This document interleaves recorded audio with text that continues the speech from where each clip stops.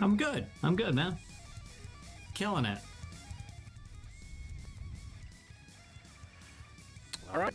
Welcome, ladies and germs, to the 31st episode of the Exile podcast. I'm your host, Dorf, joined by Josh. How's it going, Josh? Good? All right, that's good. That's good to hear.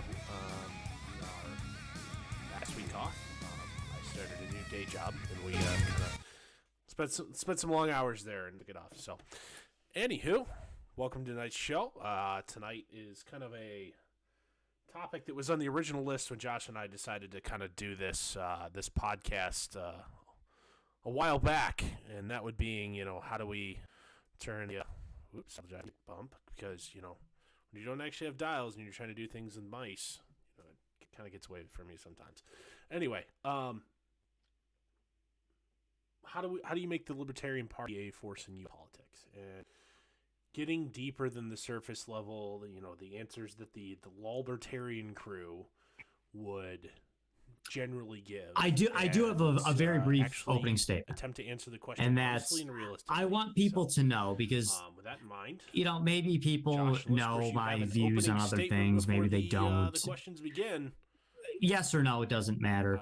But I will be, and I'm assuming Dorf will be as well, I will be conducting this episode as if the system is legit. Now, there may be people out there who are like-minded with me in many other ways, and maybe you just think it's all rigged, right? Maybe you think it's all nonsense. Maybe you think none of it matters. Either the whole thing's rigged from top to bottom, or simply the duopoly is working together to rig the system completely and nefariously against any third party. To those people out there, I feel you. I do. I feel you. But tonight's show is working on the assumption that isn't the case. We're going to work on the assumption that the system is legit and that what we're discussing is indeed possible. Is that a fair opening statement? Okay.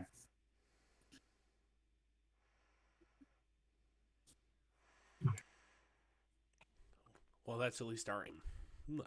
That's all I'll add to it. Okay, so without further ado, actually, if you're watching this in video form, you do see these questions that we are going to ask on the screen. It would be my right, left of my face, depending on however your viewing experience may be.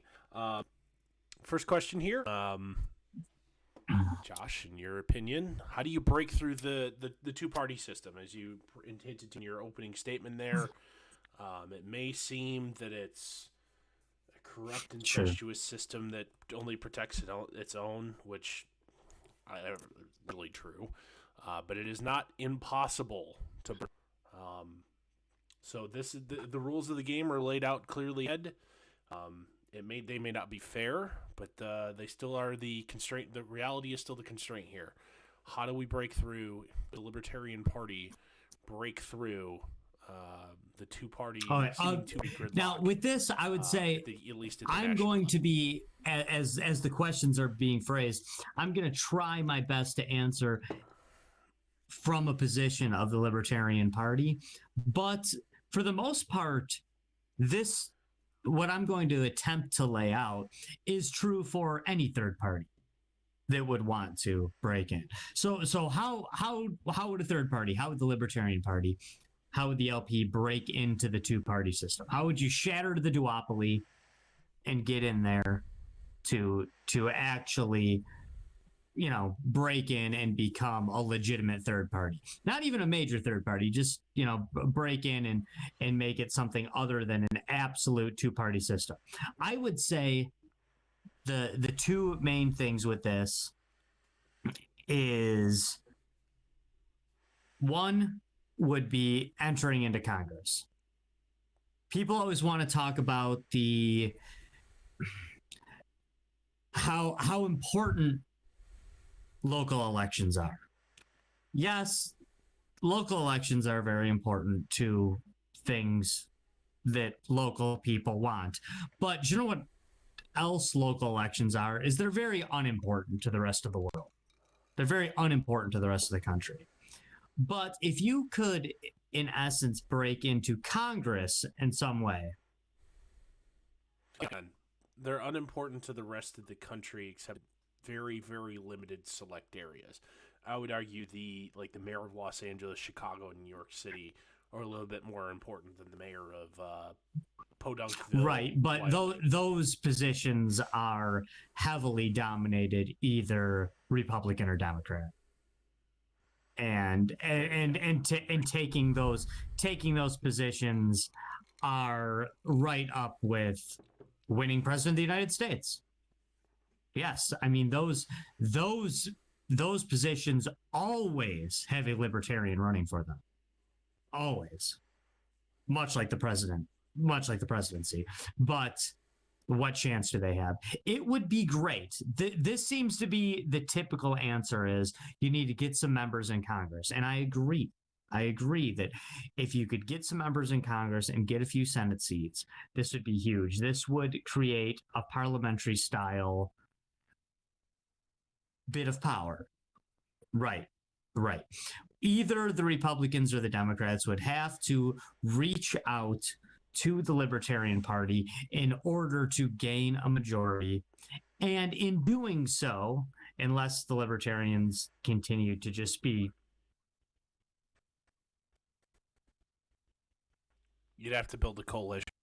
Perhaps. But they can't do that if the Libertarians legitimately gain 15 or 20 House seats or even 4 or 5 Senate seats. Or do the Republicans they can't do it. Libertarians as being anti-American and crush them.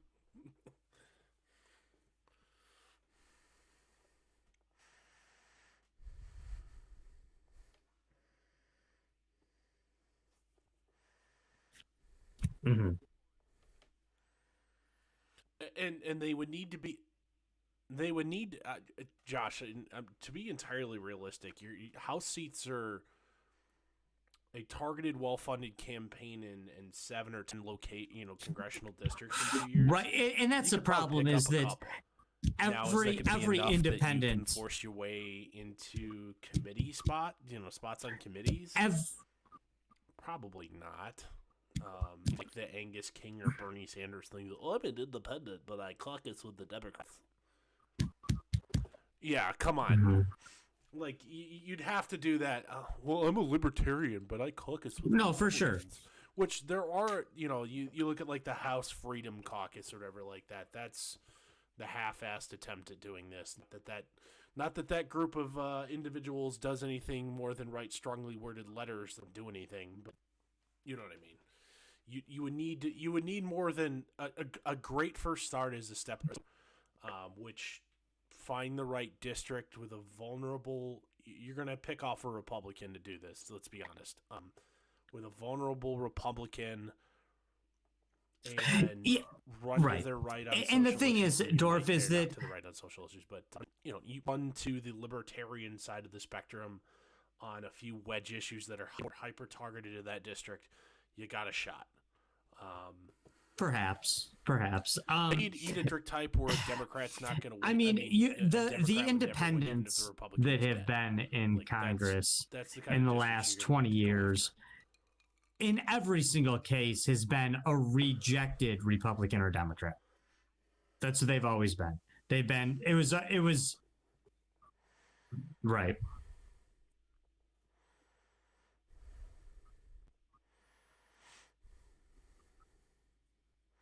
Yeah, a Democrat who is too cool for school. I mean, Justin Amash, he was elected as a Republican, bailed on the party in his final year of a 2-year. I don't know how many terms he served in the Michigan second, but they traded a fairly decent guy who, until he got TDS, was a fairly decent congressman. Okay, but the thing is, Dorf, my answer being big R Congress was not my full answer. Damn it. Because to be quite honest, that's everyone's answer. That's what everybody says. You don't just have to run for, all the libertarians do. This is what they say. All the libertarians do is run somebody for president. They need to get into Congress.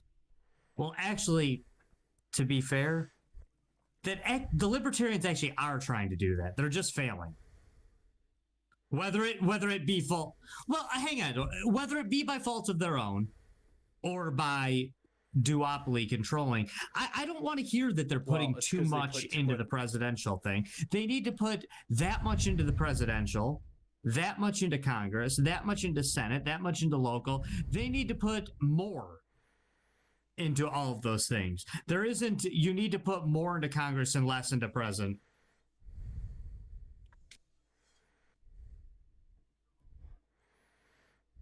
Josh, I think in order to foothold, you're going to have to do all eggs in one very small, focused, tiny bit. I say if we want to be totalitarian in our text here, not in the political philosophy sense. If we want to maximize our chance at holding some federal level office, you take all your time, effort, and money that you'd spend on putting Senate candidates, a presidential candidate, in a presidential cycle. So I'm not talking the off year like it'll be here in 2022. I'm talking 2024. And you spend all that time, effort, and money in 5 to 10 congressional districts. That's it. You have to win a foothold, and then you can start making noise for a couple years to build the libertarian brain before you can start challenge for or be a serious contender for the statewide offices, statewide offices like the U.S. Senate, even the President of the United States. Because ultimately, as we look at if we go into the next question here, I know you may not be done answering the first, but I'm going to at least. I haven't started answering the first. Why I say that. I know. Screw the 430. Screw the 538. Focus on 10. Right. Okay, Dorf. Listen, I'm long-winded. You're long-winded. We're both long-winded people. I haven't even started my answer to this question. The way to break into the two-party system is not Congress. It sounds great. Yes, win those congressional seats if you got. What you got? But the answer is simple: debates. It is not a coincidence. It is not a coincidence that the Republicans and the Democrats do not let the Libertarian parties in debates. They need to spend every bit of the money they have on getting into debates or on media, on commercials saying, why aren't the Libertarians allowed in the debates? Because quite frankly, there are far too many people who vote every single year who don't even know that the Libertarian Party is a thing. They don't know. I run into them weekly, Dorf. I run into these people constantly who tell me, wow, I'll be honest with you. I didn't know that was a thing. Not dumb people. Not dumb people. People who vote Republican, people who vote Democrat, who say, I gotta be honest with you. I feel kind of stupid, but I didn't know that was a thing. I mean, why? This is a rhetorical question. Why do the Republicans and Democrats work so hard together to keep third parties out of the debate? Well, there's a historical example for this in Ross Perot. They let Ross Perot in the debates, and dude damn near won the thing. If he hadn't dropped out untimely for unknown myriad reasons, maybe because they threatened to kill his daughter at her wedding, maybe for other reasons as well. Had he not dropped out and then rejoined the race, we don't know what would have happened.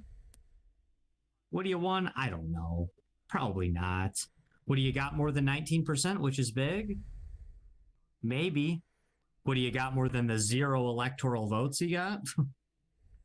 Maybe, but that we'll get into when it comes to covering strategy for this thing. But if people simply knew who it was, how many people can actually tell you the name of the person who ran on the Libertarian Party for president?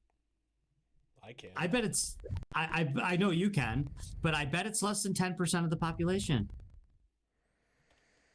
I bet it's less than 10%. Not wrong. And same goes for 2016. I mean, if when only 10% of the population can actually, and yes, that's not a verified stat, but when only that many people can even name who the person is, and they're getting 1% of the vote,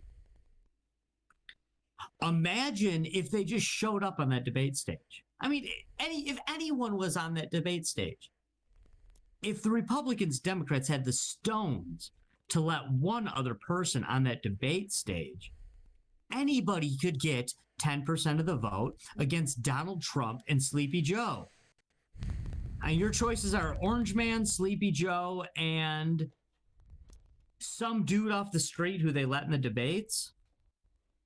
Dude off the street racks up 11%. Imagine if they let Joe Jorgensen in that debate. Imagine if they let Gary Johnson in that debate. Chances are the 50-50 just became 33-33-33. Because people don't care about this stuff and follow it as much as people think they do. That's why they only give them 2 choices. But that's not it. To me, the answer is the debates. How do you break into the 2-party system? Debates. You spend every cent on put me in the debates. Why aren't we in the debates? Hey, Josh. Can I please be in the debate? So Senate debate, Congress debate, gubernatorial debate. At least the presidential debate is hosted by a non-governmental organization known as the Committee on Presidential. Supposedly. Correct.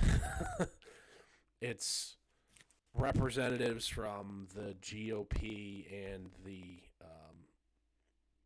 Democrats, and they just work out rules. And notice that there's no representatives from any other party. But the threshold has long been, I believe, polling 5% nationally, and they will let you in or something like that. Is that what it is, if I remember correctly? So it actually changes from cycle year to year. Okay. Yeah. For some reason, whatever they want it to be. Whatever they want, it's in a just over the conceivable. Oh yeah, in polls that they pick as credible. So as we've noticed, the God, I forgot who did. So he's Richard Barris is the guy's name. He's known as the People on Twitter. He's a private pollster. He funds his pollster activities on Patreon. It's great. Accurate as fuck too, by the way. Did an analysis of all the major polling firms with like their polling error over the last like 3 or 4 presidential cycles, and like the one that always gets like the polling firm that always like smeared is, oh, it's just a Republican pollster, Scott Rasmussen. Rasmussen is like the most accurate by far. And has been for a long time. But you know, and like the ones that are held up as the gold standard, like have an average error over the last, I forget what the term, 3 or 4, I forget which cycles. The ABC News Ipsos poll has like an average error of 9%. Insane. Like this is something that's relatively 50-50. Most years it's like the 53-47 at worst. How can you be off by 9 and still keep your model? I can understand once where like the 2016 year, the assumptions you made about the electorate and their voting habits based on demographical factors just got tossed into the air. But how the hell do you repeat the same mistakes? This is akin to the weatherman reporting that tomorrow there's a 50% chance of rain. Isn't there always a 50% chance of rain? Can't you just say that every day and always be right? Yeah. I'm not saying there's always a 50% chance of rain. I'm just saying that's an unscientific way of looking at things, but yeah. Yeah, that's what I'm saying. If you can say that every day. The condition of rain, or if you want to actually expand that to precipitation, because we live in the next of the woods where it's snow. There's a 50% chance of precipitation today, and it is a binary state, so it either is or isn't. Okay, a very simplistic way of it's flip whether it's going to do that today. In reality, that's not the case, but. Josh, I get your point, though. I get the You're point. You're always right. You're always right if you do that. I gave it just as equal odds that it didn't. And, do you know it didn't? So. Right. This is my point. It's to take something that is relatively 50-50 and say there's a 9% chance of error is you can't be wrong. It's not a 9% chance of error. So like the average error in the polls, their final supposed to be most accurate final expansive poll is 9% compared to the actual results. That's predicting results 2020 was if it was 51-49 roughly national popular vote, 53-47. I don't remember exactly, but that would be like predicting a 51-49 win and it being in reality. That's horrible. But they know it's horrible. It's numerical sophistry. Is what you're performing by doing this. So it's so much to the point that it's irrelevant. It's irrelevant. In voting and in large sample scale in large sample size data set, 9% error is horrific.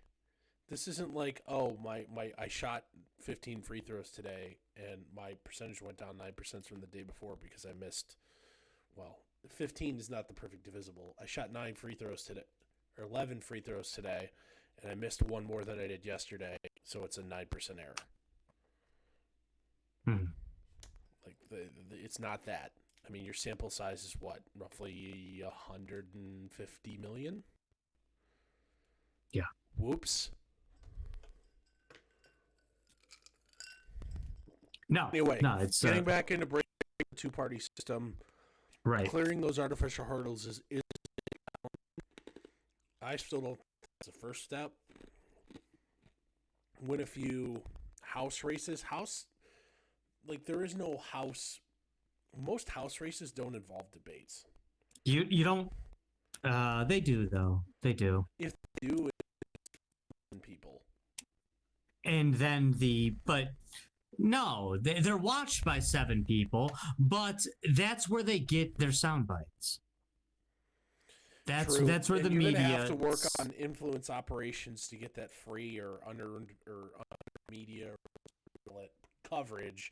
You're gonna need to break into the local media where they talk about and they will play your soundbite over and over for you, and during their regular scheduled political programming, where they talk about what you said without you having to pay them to run your ad.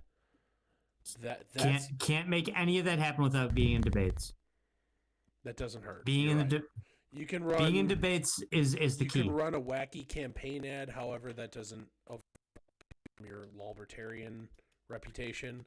So, unfortunately, Josh, your best way in is like what you said, is trying to get on a debate stage and getting a catchy soundbite or getting the level of God, I hate some ponage that you saw like when Tulsi Gabbard ended Kamala Harris's presidential hopes, or at least getting voted in, ascending to the throne because your boss dies. But believe it or not, Dorf, there are rich libertarians out there. There are rich libertarians who want to create ads and are willing to spend money for ads. You can't have ads when the mainstream media won't play your ads. You can't. Campaign finance law dictates if you're willing to pay the same rate as the other guys, they have to give you the airtime. If you're willing to pay the postage rates, they have to put it up there. Otherwise, it's an in-kind campaign contribution to all of your opponents. Yeah, supposedly, yeah. But no, that's neat. Yeah, maybe. I don't. That is the law. If I understand, as I read it, as I understand it correctly, that is the law. Now, if that's reality, I'm not sure. CNN and Fox News would find a way to not play a libertarian. You can't afford their ad rates. That's why. Right. Well, yeah. If you did, because you could afford to put a libertarian ad, a National Libertarian Party ad on Tucker Carlson like twice, and that would be your entire annual ad budget at current funding. Right. But they don't. But the Republicans and Democrats can't afford it either. They get their advertising by Tucker Carlson blowing the Republicans and by CNN blowing the Democrats. That's where they get it. On that front, have you seen any of the stuff from Project Veritas over the last couple of days about CNN? No. They hooked a CNN by an undercover reporter agreeing to go out with a guy on Tinder, and then the guy fully admitting that the goal and mission of CNN during the 2020 election cycle was to prove that Orange Man was bad so they could get him out of the White House. We to say to prove Orange Man is bad.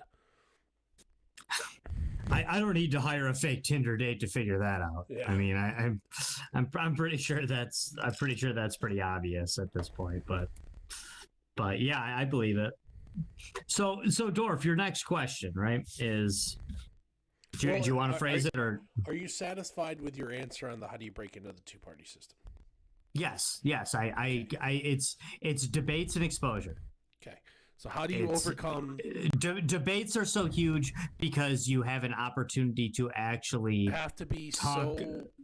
Okay, so to get the debate stage, you have to be a serious candidate that can't avoid being talked about, so you have no choice but to be included.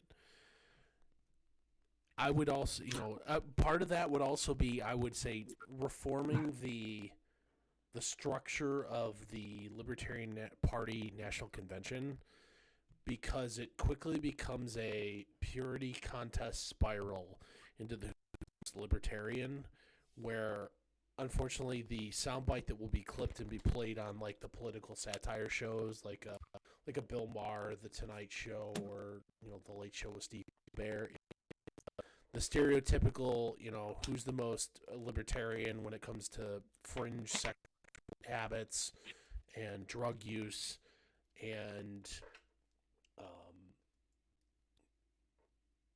negative stereotypes about anarchism. And that is or what you do, Dorf, is you do what John Anderson did in 1980.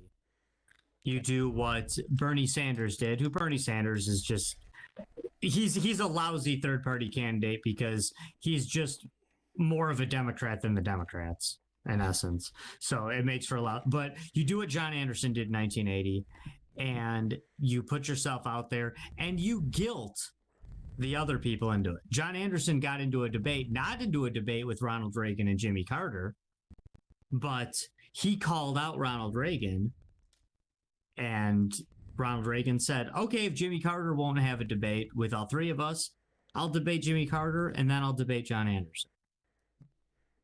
It at least made his name known. At this point, my parents are in middle school, so but I'll take your word for it. And that's not a terrible strategy of being like. I know this for historical reasons too. I was lifting my head up at the time, but not yet walking, I would imagine. Give it a 9, like I said. Yeah. That's a decent strategy. Are you too chicken to debate? Are you so weak in your ideas that you're too chicken to debate me? Run that ad on, like on Tucker Carlson and Rachel Maddow one time in the on the right day of the month, and you might have something that'll at least, that'll get you talked about of this libertarian candidate has balls, and, you might earn your way on that way. But and again, for all you people out there calling us out right now on this point, all of this for the sake of this program is working under the assumption that the Libertarian Party is not just simply controlled opposition controlled by the duopoly. And there's a decent chance that that's it. I mean, and that very well might be the case. And if you're out there saying, Josh Dorf, you dopes, you just don't get it. You don't get that it's controlled opposition. No, you might be right. You might be right, random dude in front of your computer. You very well might be right, but we're going to pretend like that's not what we're talking about. Honestly, I hadn't thought about that, but just kind of doing a retrospective analysis of like Gary Johnson's campaign in 2016, maybe. Mm-hmm. Joe Jorgensen was such a non-factor here in 2020 that I can't really say she was controlled opposition because what campaign, but Gary Johnson at least had some big-time national interviews. Big examples of it would be Gary Johnson, Bill Weld. On the other side of the token, Ralph Nader, Pat Buchanan. Yeah, these guys are, are they eloquent fringe people who made some waves, or are they controlled opposition from the party that they always supported their whole life, right? I don't know. But again, let's pretend like we didn't. So you mentioned reputation, right, Dorf? How do you overcome the reputation? Either by, how do you break away from the libertarians being your spokespeople and the national reputation of libertarians are just Republicans who like pot? Yeah, no, exactly. Libertarians are you're a Republican who smokes pot. Oh, you're a Democrat who likes guns. That is those are the stereotypes of the libertarian reputation. Okay, it's a 3-part thing for me. Educate,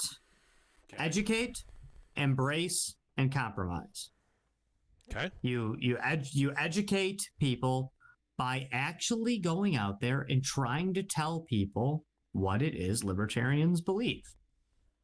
You not what an individual libertarian believes, but what the Libertarian Party believes as a whole. Like, people for the most part kind of sort of a little bit know what Republicans stand for and what Democrats stand for. And a whole bunch of people who vote are history that, generally speaking, right. 95% of the population who's voted before is at least familiar enough with one of them to pull the lever. Right, exactly. So you educate on the basic premise. When it comes to those stereotypes that you mentioned, Dorf, you embrace them. You embrace them to some degree, but not embrace them in a silly way, not embrace them stupidly. You say, well, libertarians are Republicans who smoke pot. You as a libertarian say, well, that's not really true, but I thought you Republicans believed in liberty. I thought you Republicans touted freedom. You don't think it should be illegal for a grown adult to smoke pot if they so desire? I thought you Democrats were for open borders. But you're just for what? To bring people in and put them on welfare, or do you actually want to let people in and let them be Americans?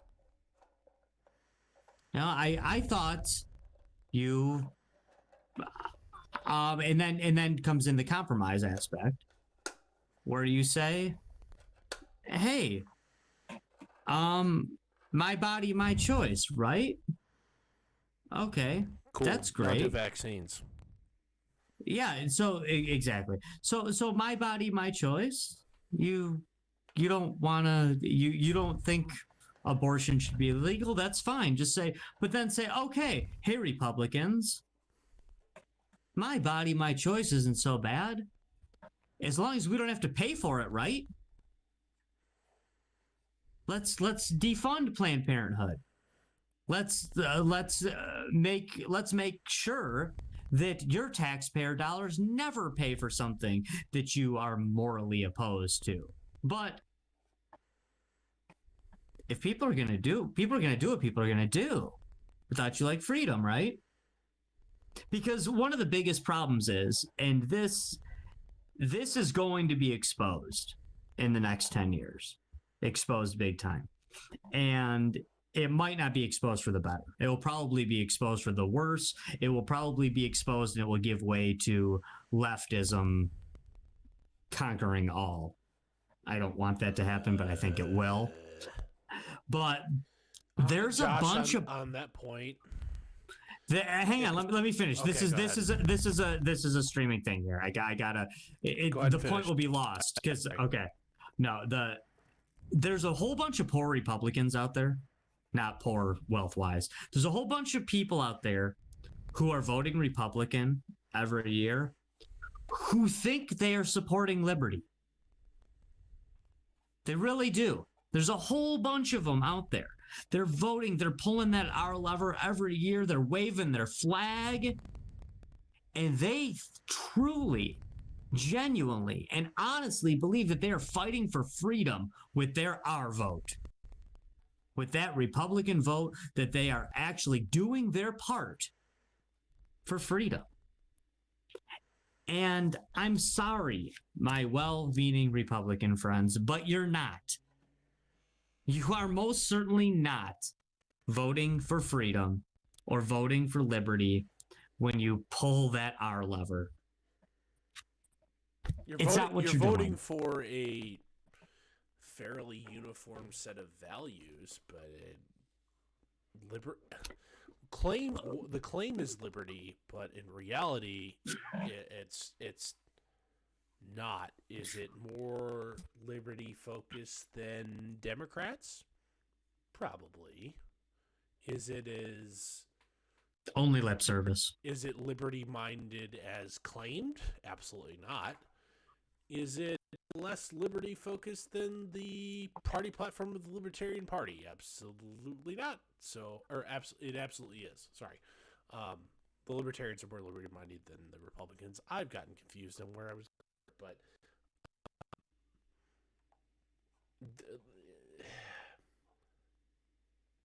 not wrong. Here's my counter to that, though.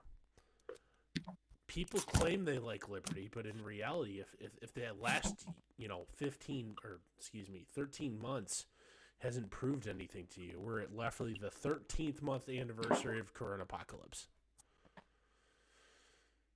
Do people really value liberty, or do they really just kind of value safety or perceived safety? It's a good question. I tend to agree with you that they probably don't, but the Libertarian Party needs to call them out on it then. Okay. They need to absolutely call them out. And if it's true, if it's true, then it doesn't matter. Calling out is not an effective electoral strategy. I disagree.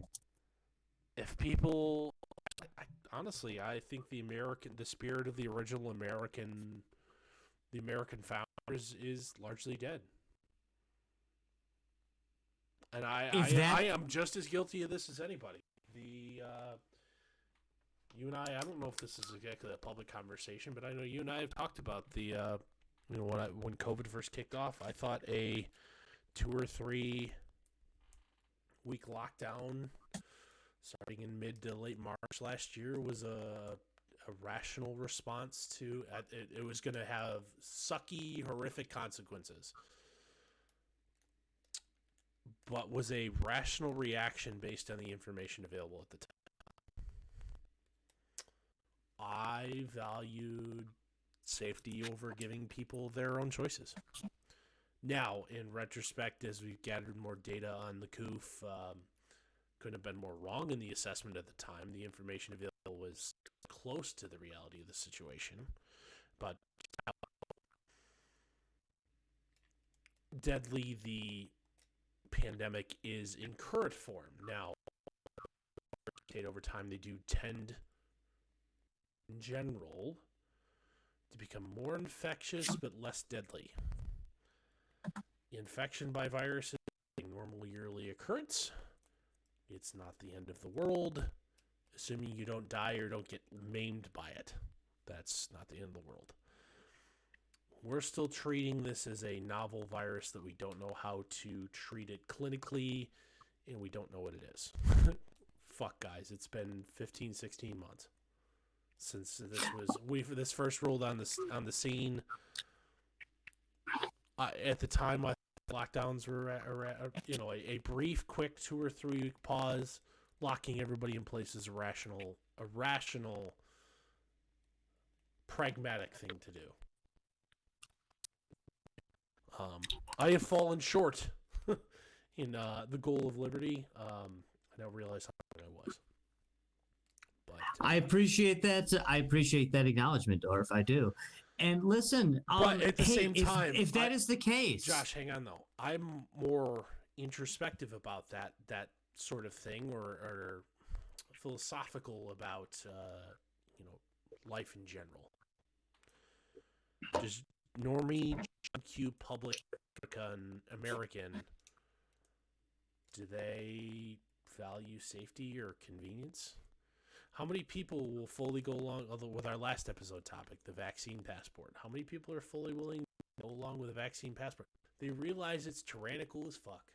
But boy, do I want to be able to go to concerts and sporting events again, or go on vacation. It's just a little, it's an extra form of ID. I don't care. Okay, Dorf, there's a brief answer to this. Music. And I think that there's a brief answer to this. Is disgustingly high. Okay, there's a very brief answer to this. Go ahead. Okay. Again, I can't say it enough. I'm fighting the good fight on this show. Or I'm at least pretending to fight the good fight on this episode. But if what you say is true, and I'm not saying it's not, if what you're saying is true, there is no hope for the Libertarian Party. There's no hope for this episode. There's no use for this episode. What I was kind of get to is like, and so that's fine. The Libertarian Party needs to wake people up. We need to wake people up to the importance of liberty and freedom. Okay. If that can't be done, if that is impossible, it's not impossible yet. I know that it's impossible yet. How do you do it? Okay. Because if the last year or 13, 14 months hasn't taught you anything, people are sheep. Educate, embrace, compromise, as I stated. You don't own how I don't own media. I think, Josh, you don't own media. You don't. You definitely don't own the education system. So how do you get there? What's your path? Show just ended, Dorf. That's it. Show's over. There's the answer to the question is, how does the Libertarian Party break a path, break into the two-party system? That was it. That was the show. They don't. Oh, okay. Unless you can wake people up. Unless you can wake people up with knowledge. You actually have to wake them up with knowledge. You actually have to hope that there are enough people out there that aren't sheep. You actually have to hope. Personal responsibility ain't a great message, man. Not with the younger demographics, man. How do you overcome that? Got to make libertarianism cool, bro. No, you don't. No, you don't. I know. No, you don't. You don't. You don't have to make libertarianism cool. You have to make it right. Bingo. And I was going to say, by attempting to make it cool, you will cheapen it and it'll just be libertarianism all over again. Dorf, there's a whole hell of a lot of libertarians born in the last year. A whole lot. And a whole bunch of libertarians who turned into anarchists. The liberty message is alive. It really is.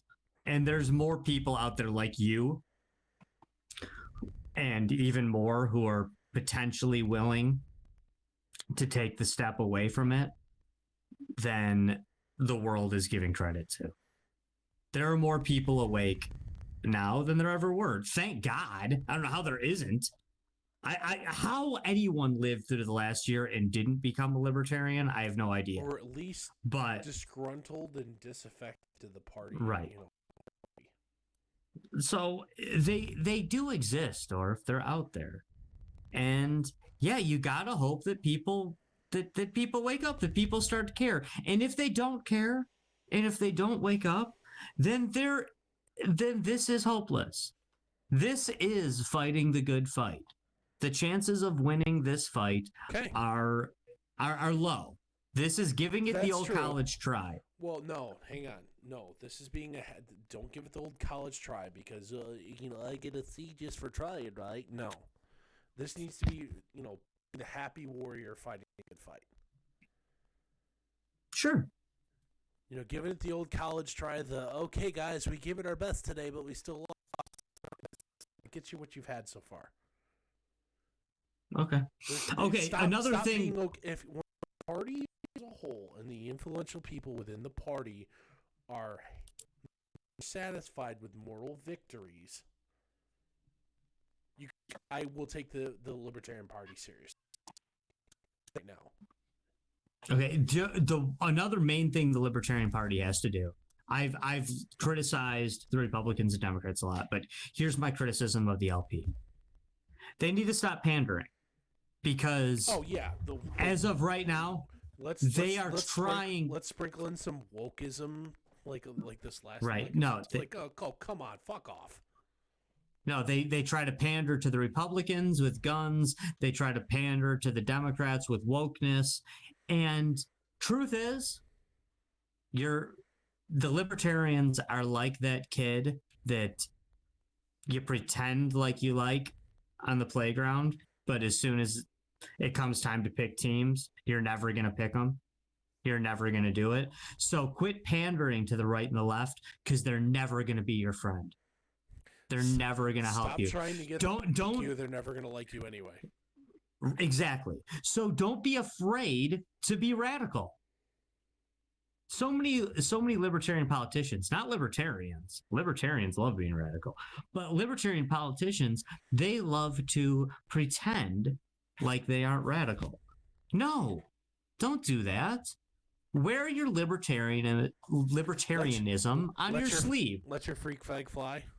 Exactly. Yes. Let your freak flag fly because the Republicans are never going to give you the time of day. The Democrats are never going to give you the time of day when it actually matters. The mean phrase, she ain't going to sleep with you, bro. Exactly. Yeah. She's just not that into you. She's just not that into you, man. Way of putting it, but yeah. Yeah. So listen, hey, Dorf, I should say this. I know this is unprofessional to say this live, but my equipment is having some battery issues. Okay. So we'll wrap it up. So if something like that were to happen, I want that to be known so you can let it know. But okay, real quick, Josh, how do you start making waves? This is a duct tape production. Never apologize for that. Anyway, how do you start making waves and being relevant? Being relevant in U.S. politics? So you need find the like-minded media. Mainstream media sucks. We all know that. The libertarians know it better than anyone. But get yourself a spot on CNN talking about open borders and tell the people what open borders really means. Get yourself a spot on Fox News talking about the Second Amendment and tell people what the Second Amendment really means. Show the Republicans their party doesn't go far enough, and show the Democrats their party doesn't go far enough. And that's a good point. And some groups outside the LP that you can focus on if you're big into guns. The NRA is a fucking joke. Anybody who's serious about that? Yes. The Firearms Policy Coalition you need to pay attention to. If you want to be part of a NRA type organization, do the Gun Owners of America. They're NRA with less boomer-conism. The Firearms Policy Coalition, instead of just writing strongly worded press releases that, we're upset about this potential policy position. No, they sue people. These are the guys that out of their own pocket / donations are attempting to overturn unconstitutional, like currently one of their currently active suits in the federal court in California, attempting to overturn their magazine limitations, because that is a direct violation of the Second Amendment. That is fighting the good fight. Those are folks you pay attention to. I have some of their merch. It's fantastic. The next thing they're going to have to get in action or executive directives on guns that came out this past week about we're going to, go after ghost guns. What they're really talking about is 3D printing or thing. Under the current law and the way things are written currently, you can legally manufacture your own guns out of any method as possible, as long as you use them yourself and you don't sell them or transfer them. As long as you own them and you're the only one that uses them, assuming it's not an automatic or an SBR, you can pretty much do what you want. That's how you've seen guys. Imagine living in a country where people think it's okay for the government to outlaw that. Yeah, and where the government tells you you're not allowed to make something all by yourself and never show it to anyone and use it all by yourself. The idea of the first generation the Libertarian pistol part 2, where it was a entirely plastic gun. It was good for one round, maybe 2 of 22, and throw it away. That's over, guys. There is the prints and blueprints. The guys from a defense. Is it Defense Distributed or Turns Distributed? I forget the guy's name. I think it's Andrew something. He's fantastic. Has published in one successful lot. I mean, several places have sued him, including the state of New Jersey. You're not allowed to publish blueprints to create weaponry in our state. Home weaponry. Well, there is a blueprint out there that you can create a semi-automatic pistol caliber carbine called the FGC-9, standing for Fuck Gun Control 9, as in 9mm,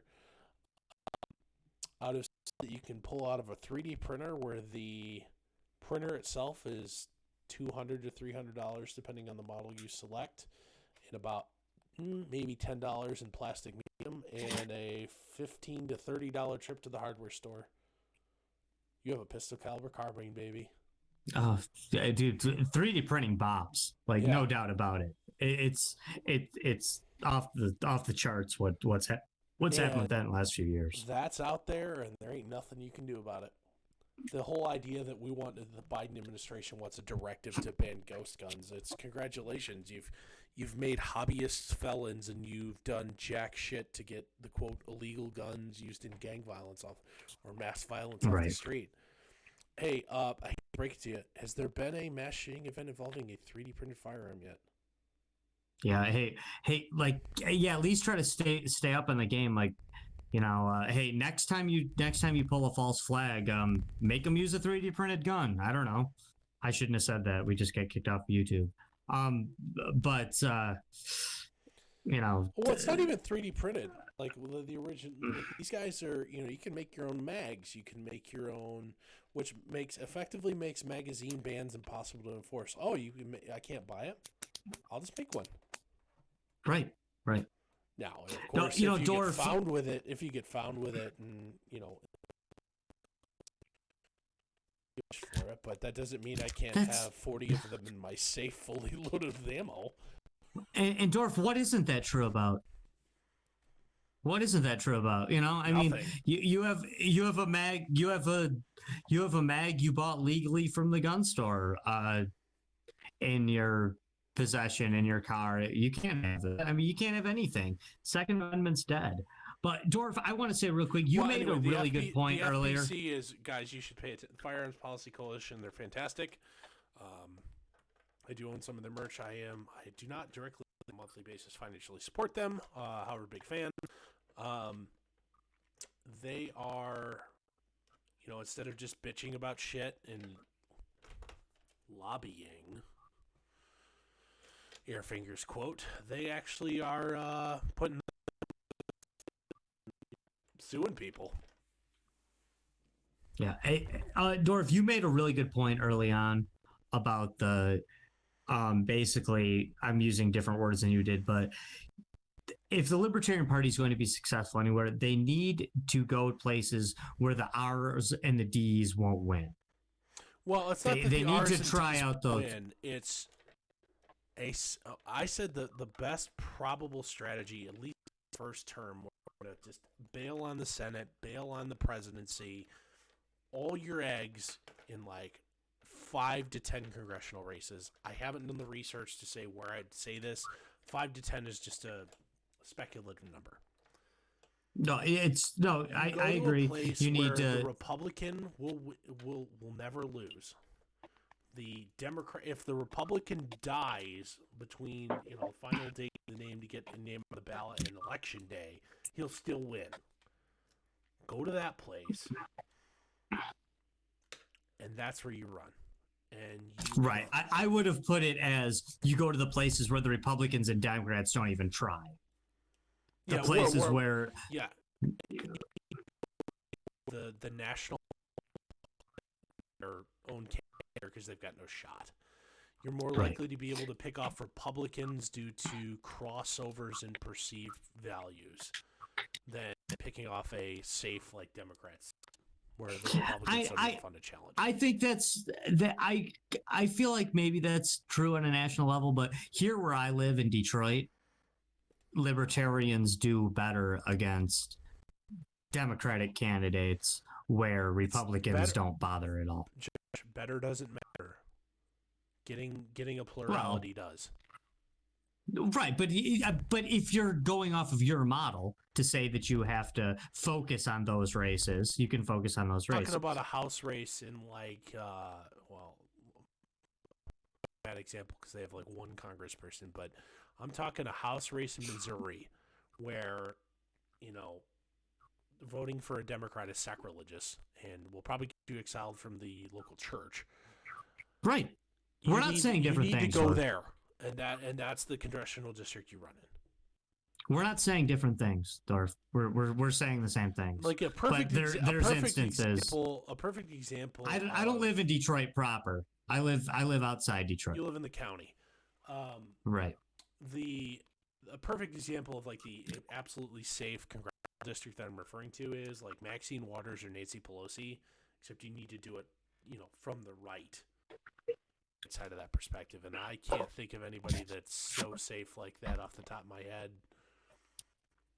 But that's the kind of place you want to run. You may be in, is it Wyoming where Liz Cheney is? Yeah. Maybe there. Or Idaho.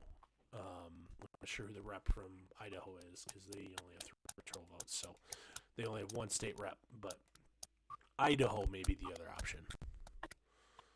But that's where you start. Is races like that where the Democrat has a shot, you attempt to steal one by splitting the Republican vote and winning with 38, 39% of the vote, and you get in there, and that's where you start making waves. The other option, too, is going to places where these candidates who have turned or who are still somewhat popular still hold some weight.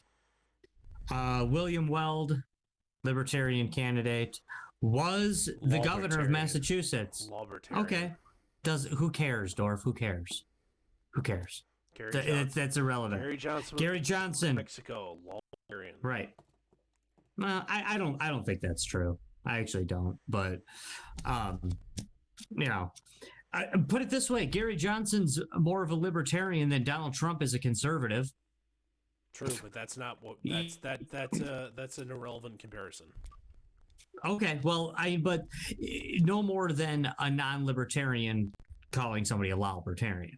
So, so all I have to say about that is yes, there are chances for that. the Libertarian Party does not run their national campaigns well. They should run them trying to win the Electoral College or trying to dent the Electoral College instead of trying to win a national campaign, which they cannot do. For the presidency, you need to play spoiler. Yeah. You need to stop trying to play to win. You need to start playing to fuck up. So they have to at least play to your issues. Exactly. And they need to team up. They need to team up with the Green Party, who, of course, they have nothing in common with. You have no 50-state strategy here. You need to pick, like, Colorado and go try and fuck shit up there and steal Colorado from the Democrats and Republicans. In 2016, I know we're running out of time here, Dorf. In 2016, Adam Hernandez and I on the EmpireMedia.com did a show where we laid out, listen, Gary Johnson, Bill Weld, they need to be running in New Mexico and Massachusetts. That's it. And they need to be endorsing Jill Stein and pick a liberal state. I don't care. Pick a liberal state where she's doing well. And they all need to be endorsing Evan McMullin in Utah. It doesn't matter if you agree with them. It doesn't matter. You need to be doing that. And then next thing you know, Evan McMullin wins Utah. Jill Stein takes one state. Johnson and Weld take 2, maybe 3. Maybe you go nuts. Maybe you take 3. You know what? Nobody got 270. Nobody got 270. And then that just went to the House. Begins. Right. You know, but you got to make those deals. Don't be above making the backhanded political deals that the parties that are keeping you under their boot are making every single day. They make those deals like it's nothing. Quit taking the high ground. Fight dirty.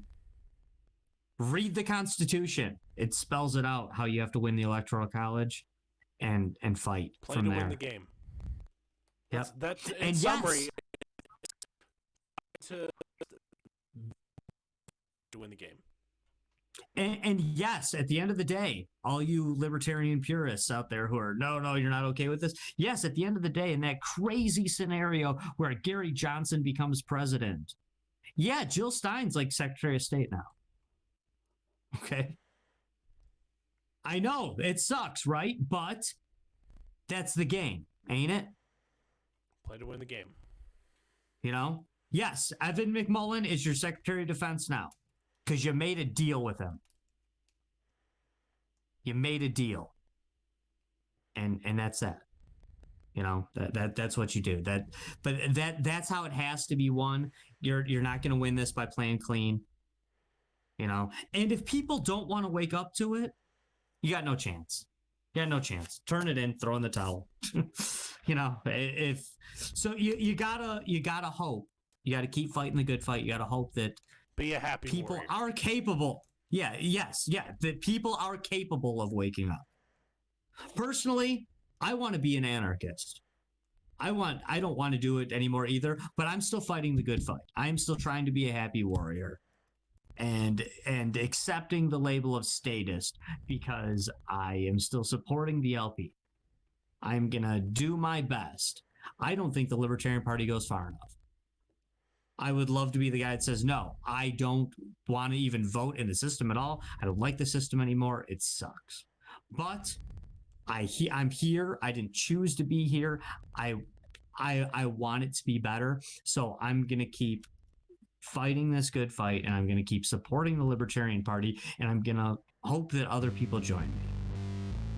But that's all I got, though. It's a tough road.